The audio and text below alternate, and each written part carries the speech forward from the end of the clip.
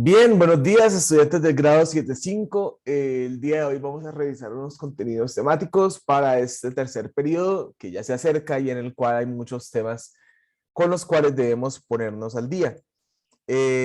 Entonces, para poder hacerlo, ¿sí? Para poder ponernos al día, mm, voy a compartirles unos videos con información sobre los temas con los cuales estamos un poquito atrasados, para que podamos resolver más fácilmente las guías de este periodo. ¿De acuerdo?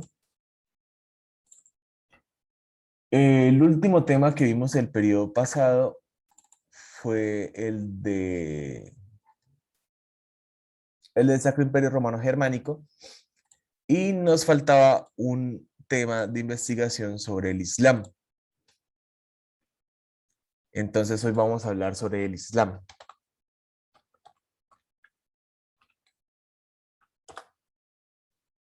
Muy bien. Ya les comparto pantalla. ¿Me escuchan bien? Sí, profesor. Sí, profesor. Listo.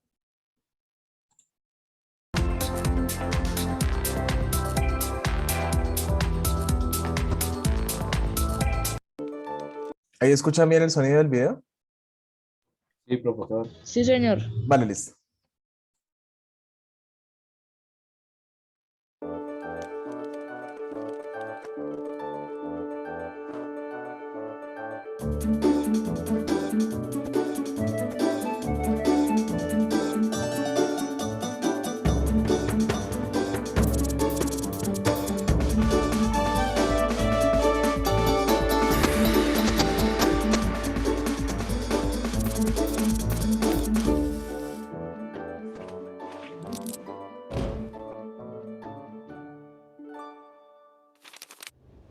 ¿Te imaginas el desierto? El auténtico desierto de arena, con dunas que se extienden hasta el horizonte como olas de un gigantesco océano, pero sin agua. Ese desierto que te imaginas está en Arabia. En estos áridos paisajes de tanto en tanto, surgen debajo de la arena unas fuentes naturales de agua, llamados oasis. Y en torno a ellos se desarrollaron las primeras tribus de la península de Arabia. Salpicadas a lo largo del desierto y muy distantes una de otras, estas tribus de pobres pastores y rústicos comerciantes nunca habían logrado llevarse bien. No, es mi camello. Mi camello tenía que es su 8 camello. jorobas. Su camello tenía 2 jorobas. No, 8. Uf, se peleaban y se robaban mutuamente todo el tiempo, hasta que un día llegó una fuerza invisible y asombrosa que surgió de entre la arena del desierto como el agua fresca de un manantial. Esa fuerza fue la fe, pero no una fe cualquiera, sino una enorme capaz de mover montañas. La fe en su religión llamada el Islam, que logró movilizar a todos los árabes y hacerlos luchar por un objetivo común, que rápidamente se propagó por todos los rincones del mundo, creando uno de los imperios más ricos.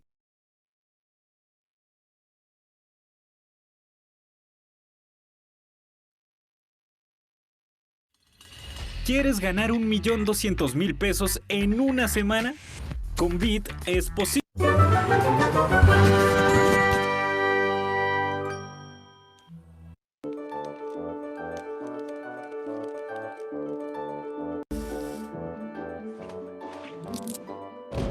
Creando uno de los imperios más ricos.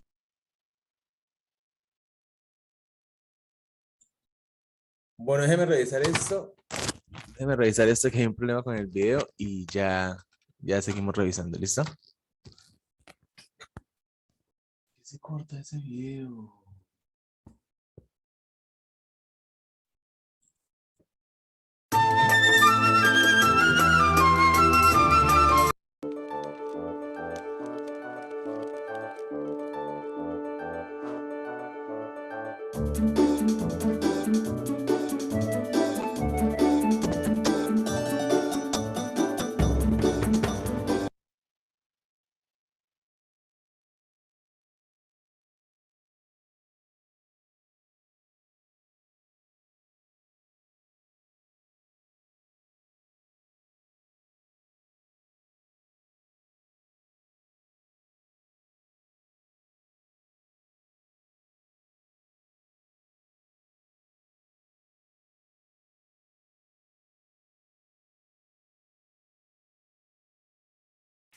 Bueno, ¿ya me escuchan? Sí, profesor. Bueno, voy a buscar otro video porque ese video no sé por qué quedó cortado. Este es de Academia Play, que es otra página que nos puede servir bien para clarificar todos los temas sociales y es sobre el origen y la expansión del Islam. ¿Listo?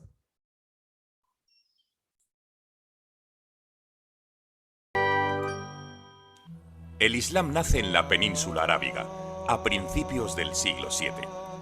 Vamos a ver cómo era ese territorio antes de la predicación de Mahoma. Podríamos distinguir tres zonas diferenciadas. La zona más al norte estaba influenciada por el Imperio Romano de Oriente, aunque un poco más al este, los árabes eran aliados tradicionales de los persas. Una parte estaba habitada por los gasaníes y otra parte por los lajmíes. La zona central estaba dominada por nómadas, aunque también contaba con ciudades comerciales como Yatrib, Medina o la Meca, donde se encontraba la Kaaba, roca de origen meteórico que se había convertido en centro de peregrinación de los politeístas preislámicos. Al sur estaba la conocida como Arabia Feliz, donde se habían desarrollado algunas ciudades en la costa, gracias a su posición privilegiada en las rutas comerciales entre la India y Egipto. Los árabes estaban organizados en tribus que frecuentemente guerreaban entre sí. Sus creencias religiosas eran cristianas, judías o animistas. Estos últimos, que son los más numerosos, atribuían un carácter sagrado a piedras, árboles, etc. Tendemos a imaginarlos hoy en día como intrépidos soldados que visten amplios ropajes, llevan turbantes en la cabeza y montan sobre nerviosos caballos, armados con tan solo una lanza y una curvada cimitarra. Pero nos equivocamos. Su aspecto era muy similar al resto de los guerreros romanos o persas de su tiempo, ya que algunas de sus tribus llevaban siglos sirviendo como aliados o mercenarios en los ejércitos de estos dos grandes imperios. Eran predominantemente soldados de infantería, ya que la caballería en ese momento era muy escasa, y lucían las mismas espadas, yelmos y cotas de malla que los soldados de otras naciones que servían en las huestes de Persia o Constantinopla. Vamos a conocer la historia de este primer Islam. Cuando Mahoma, comerciante de la Meca, comenzó su predicación en el 610, ya era un hombre maduro.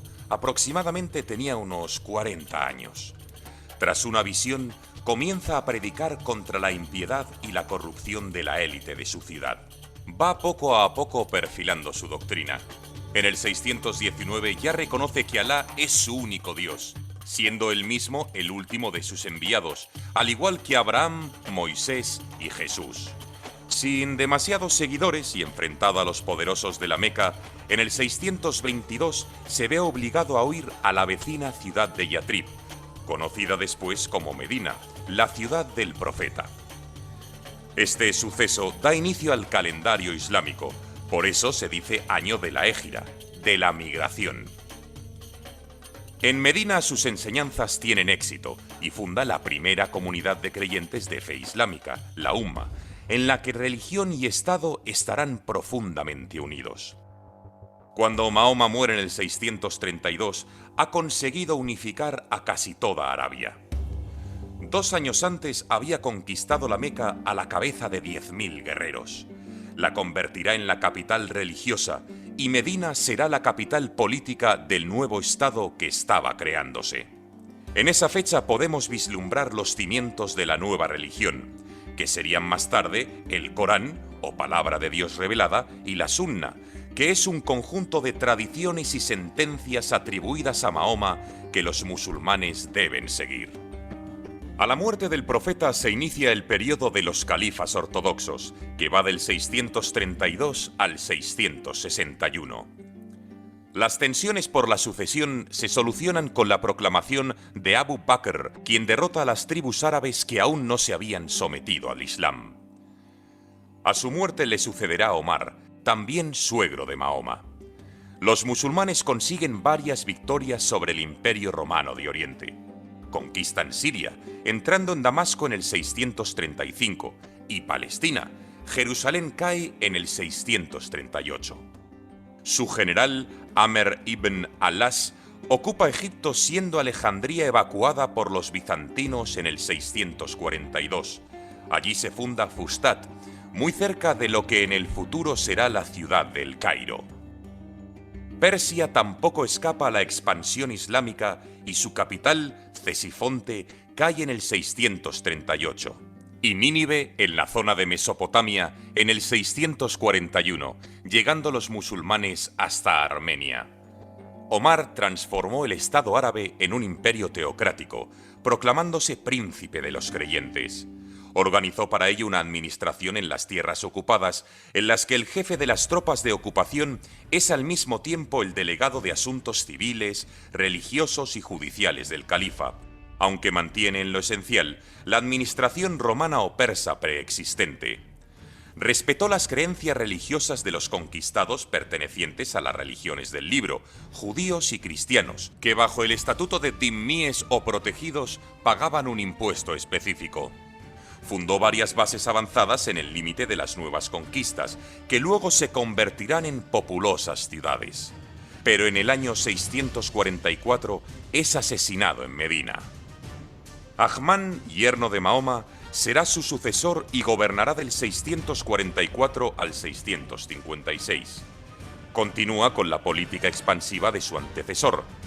Derrota a los bizantinos cuando trataban de recuperar Egipto, y desde allí lanza campañas de saqueo sobre el norte del África bizantina hasta Cartago. Funda la base avanzada de Barca y se establece el límite entre romanos y árabes en torno a la Tripolitania. Ahmán supo hacer frente a Constantinopla en el mar. Saqueó Chipre y Rodas, derrotando a los romanos en la batalla de los Mástiles en 655. Pero al año siguiente fue asesinado y es sustituido por Alí, también yerno del profeta, al estar casado con su hija Fátima. Su nombramiento no va a ser aceptado por todos y deberá imponerse militarmente a los seguidores de Aisha, viuda de Mahoma, en la batalla del Camello o de Yamal, junto a Basora, en el 656. Trasladará la capital a la base de Kufa, Irak, perdiendo Medina su importancia política. En Siria, su gobernador, Muawiya, de la poderosa familia de los omeyas, tampoco reconocerá su autoridad. Ambos acaban sometiéndose a un arbitraje que tras un tiempo falla a favor del omeya Muawiya. Alí se repliega a su feudo de Kufa en Irak. Allí fue asesinado en el 661. Esta muerte supondrá la división del Islam en sus dos grandes ramas.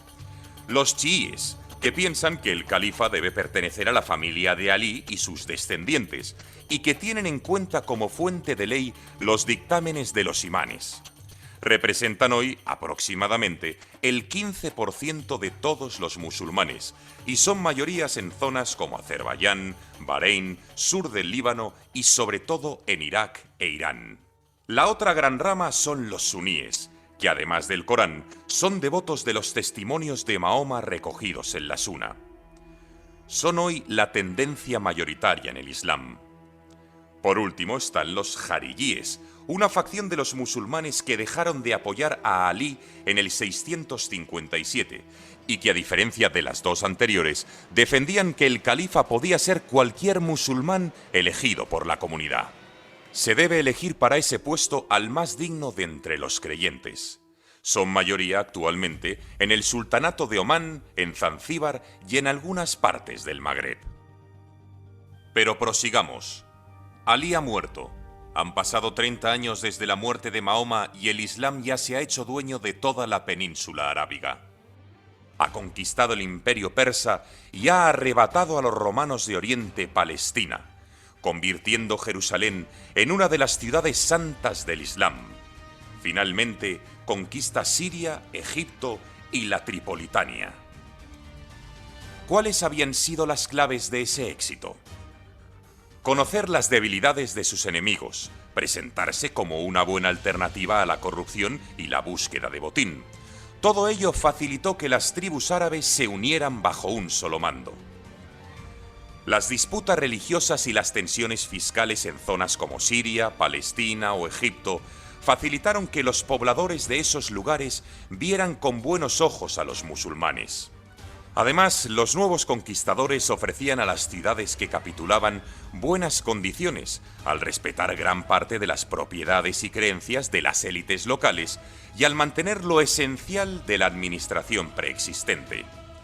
A cambio, los no musulmanes debían pagar un impuesto especial. Se nutría a las guarniciones árabes de los ingresos de las antiguas tierras públicas y de la imposición de un impuesto personal que se unía a los ya existentes. Los musulmanes, por el contrario, solo estaban obligados a la limosna, tal y como se establece en el Corán, es decir, a pagar un pequeño porcentaje de su renta. Esta discriminación fiscal estimulará las conversiones a la nueva fe. Además, tanto el Imperio Romano de Oriente como la Persia de los sasánidas estaban agotadas económica y militarmente después de 25 años de guerra casi ininterrumpida. Los omeyas eran una de las familias más poderosas de Arabia. Su acceso al poder supuso la centralización de la administración en la nueva capital, Damasco. Hicieron hincapié en el carácter teocrático del poder del califa, que además se rodeó de una shura o consejo de notables de diferentes tribus. El imperio omeya será esencialmente árabe. Estos estaban claramente privilegiados frente al resto de pueblos. La continuidad de sus conquistas será un excelente medio de aplazar las querellas religiosas. Muawiyah, que gobernó del 661 al 680, se impuso desde su puesto de gobernador de Siria primero a su rival Alí y después a uno de los hijos de este. Es el responsable del traslado de la capital a Damasco. Fracasó frente a Constantinopla en su gran ofensiva, fijándose una frontera más estable en torno al Taurus. Al oeste conquista Kabul, Bukhara e inicia la conquista del territorio de Samarcanda. Su hijo, Yazid I, vence en la batalla de Kerbala a otro de los hijos de Alí, Husayn. Kerbala se convertirá así en centro de peregrinación de los chiitas que instituyen ese día como día de duelo. Tras los breves Muawiyah II y Marwan I, llega al poder Abd al-Malik, que derrota a chiitas y jariyitas y restablece la unidad del imperio. Impulsa la gran expansión musulmana por el norte de África con la conquista de Cartago en el 698. Funda en la actual Túnez la ciudad de Kairouan, donde se construirá una gran mezquita. Los musulmanes penetran hasta Marruecos y crean un sistema monetario basado en la dualidad entre el dinar de oro y el dirhem de plata. También se establece el árabe como idioma oficial de la administración, reemplazándola al griego y al persa. Abd al-Malik acabará las obras de la cúpula de la roca. Su hijo y sucesor, Walid I, impulsará la finalización de la mezquita de Al-Aqsa. Ambas mezquitas están en la explanada de las mezquitas de Jerusalén. Con este califa, los omeyas alcanzan su máxima extensión territorial. Durante el reinado de Walid I se conquista la Transoxiana, la región del Indo, y a partir del 711 el reino visigodo de Toledo. El fracaso en el asedio de Constantinopla en el 718, la detención de la conquista en el norte de Hispania y el sur de Francia tras las derrotas en Covadonga y Poitiers en el 732, marcaron el final del Islam clásico. Los problemas sociales y religiosos facilitaron la derrota del último omeya, Marwan II, en la batalla del Gran Zab, un afluente del Tigris. De la matanza de la familia omeya por sus rivales abasíes, solo escapa Abderramán, que marcha a España y funda el Emirato Independiente de Córdoba en el 756. A los omeyas les sucederán los llamados califas abasíes, que trasladarán su capital a Bagdad. El Islam bajo su gobierno experimentará nuevos avances en África y Asia y retrocesos en zonas como la península ibérica, aunque es allá. El Islam nace en la...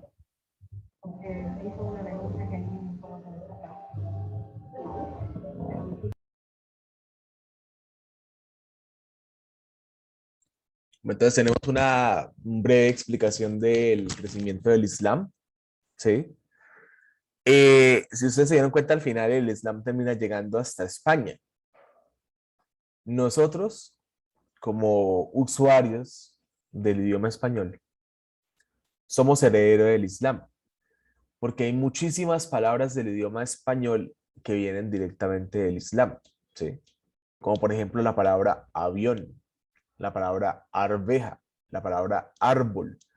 Casi que todas las palabras que inician por A vienen del Islam.